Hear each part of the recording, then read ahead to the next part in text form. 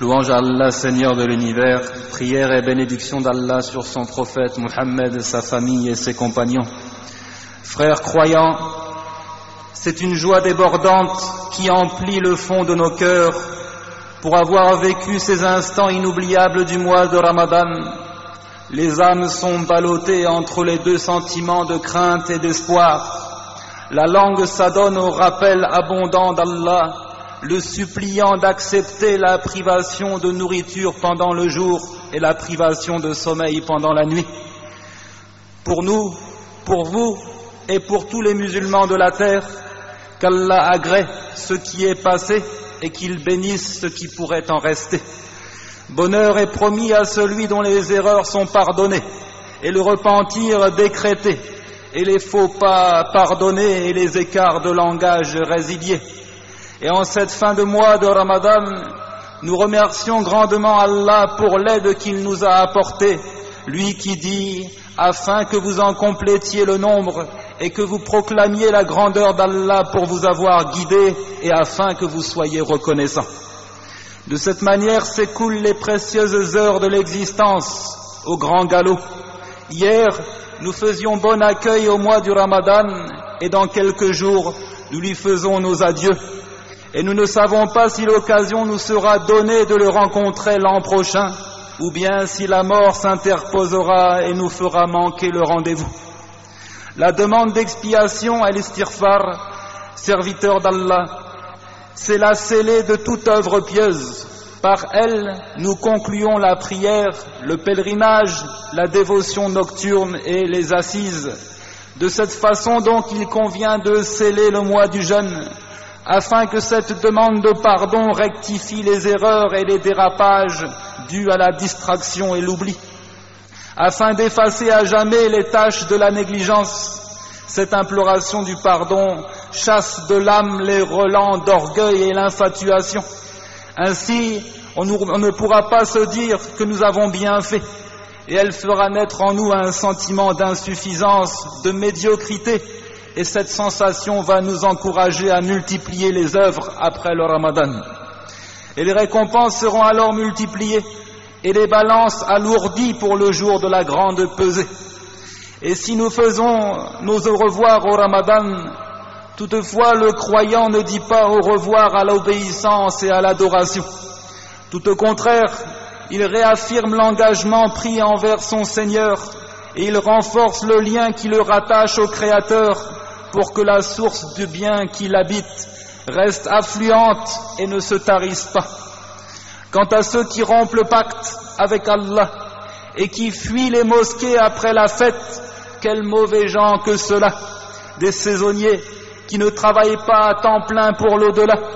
Ils ne connaissent leur Seigneur que pendant le Ramadan et ils le renient et font volte-face une fois ce mois écoulé.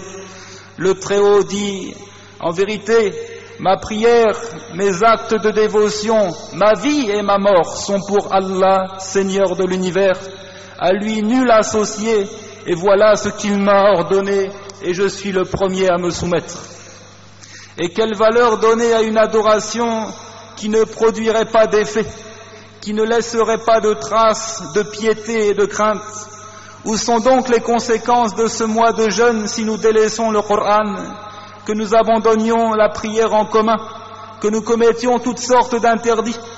Où sont les fruits de cette obéissance si nous trichons et mangeons illicitement les biens des gens?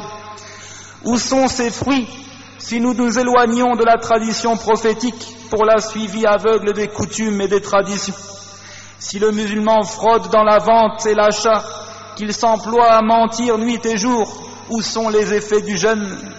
Où sont ces effets si on ne s'emploie pas à enseigner l'islam aux égarés et qu'on ne nourrit pas les nécessiteux?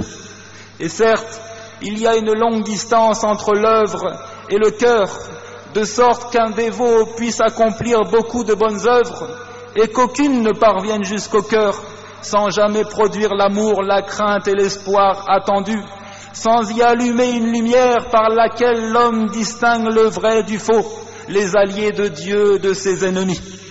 Frères croyants, Allah ne cherche pas à nous épuiser physiquement au travers de gesticulations, mais il recherche à travers ses adorations la piété. Le Très-Haut dit: ô les croyants, on vous a prescrit le jeûne comme on l'a prescrit à ceux d'avant vous, ainsi atteindriez-vous la piété. Il dit: ni leur chair ni leur sang n'atteindront Allah, mais ce qu'il atteint de votre part, c'est la piété.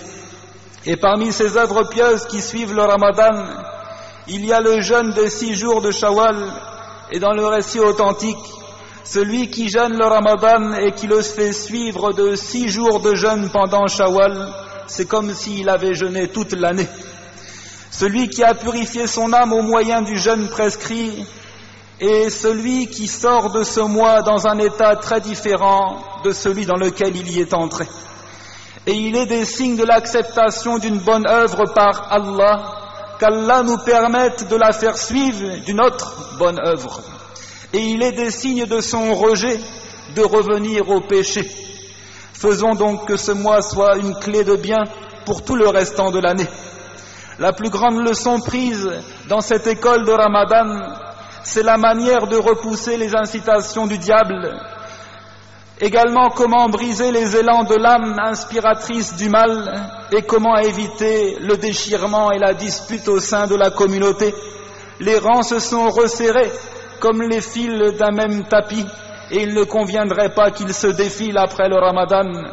Les yeux ont versé des larmes durant ce mois. Prends garde donc qu'ils ne se tarissent et ne s'assèchent. Chacun de nous s'est donné des apparences de vertueux pendant ce mois. Jeûne, prière de nuit, silence, méditation. Ne sois donc pas, après cela, cet orgueilleux, présomptueux qui délie sa langue à tout vent. Ta main s'est déliée et a appris à donner. Ne sois pas de ceux qui la rangent avarement dans leur poche après cela. Sachez que l'œuvre ne vaut que par sa conclusion. Rien n'est encore gagné. Il est prescrit aux musulmans de sortir une aumône en fin de jeûne, et c'est un devoir. Dans le récit d'Ibn Abbas, le messager d'Allah, sallallahu alayhi wa sallam, a imposé l'aumône de la rupture du jeûne comme purification du jeûneur des propos futiles et obscènes.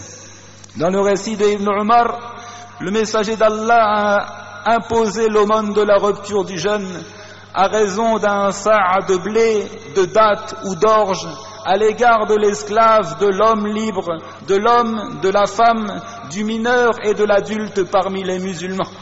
C'est donc un devoir pour tous, et cette mesure appelée sa' correspond à 2 kilos et 40 grammes. Et l'aumône n'est donnée qu'à ceux qui la méritent, à savoir les nécessiteux en raison du récit. Cette aumône est une nourriture pour les pauvres. Il est licite de sortir l'aumône 1 ou 2 jours avant la fête, et le meilleur moment c'est de la sortir juste avant la prière de la fête. Il n'est pas permis par contre de la retarder jusqu'à laisser passer l'heure de cette prière, sinon elle serait considérée comme une simple aumône et perdrait de sa valeur. Et la majorité des érudits considèrent qu'elle est obligatoire pour qui a un surplus de cette mesure à la quantité nécessaire pour lui et sa famille. Et il n'est pas permis de verser son équivalent en argent liquide au lieu de donner la nourriture, car cela est contraire au texte. Allah dit: mangez et buvez agréablement pour ce que vous avez avancé dans les jours passés. Sachez aussi qu'il convient le jour de la fête de multiplier les takbirat, Allah est le plus grand, Allah est le plus grand, jusqu'au moment de la prière de la fête, afin que vous en complétiez le nombre et que vous proclamiez la grandeur d'Allah pour vous avoir guidé. Et il est bon pour les hommes de lever la voix dans les maisons, dans les marchés, dans les mosquées, et il est bon pour eux de prendre un bain et de se parfumer pour se rendre à la prière. Quant aux femmes, elles n'ont pas à s'embellir pour sortir de leur maison, et il leur est strictement interdit de se parfumer et d'être ainsi une tentation pour les hommes. Elles ne sont sorties que pour satisfaire leur Seigneur. Comment oseraient-elles donc désobéir à Allah en ce jour? Il est bon de manger des dattes avant de se rendre au lieu de prière, et tout le monde peut y assister, même la femme en période de menstrue, si ce n'est qu'elle ne priera pas. Et il est bon donc de se féliciter pour cette fête en disant qu'Allah agrée de nous et de vous et prière et bénédiction d'Allah sur Muhammad, sa famille et ses compagnons, et louange à Allah, Seigneur de l'univers.